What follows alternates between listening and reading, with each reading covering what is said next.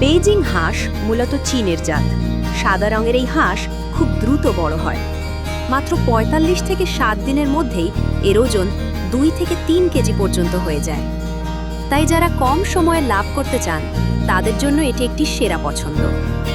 এই হাঁসের মাংস সাদা, নরম এবং বাজারে এর চাহিদা অনেক বেশি।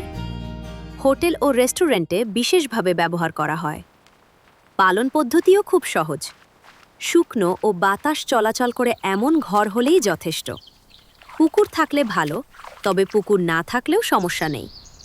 নিয়মিত পরিষ্কার পানি ও ভালো মানের খাবার দিলে দ্রুত বৃদ্ধি পায়। বছরে প্রায় ১৫০ থেকে ২০০টি ডিম দেয়, যদিও এটি মূলত মাংস উৎপাদনের জন্য বেশি জনপ্রিয়। সঠিক খাবার ও টিকা দিলে রোগের ঝুঁকি অনেক কম থাকে।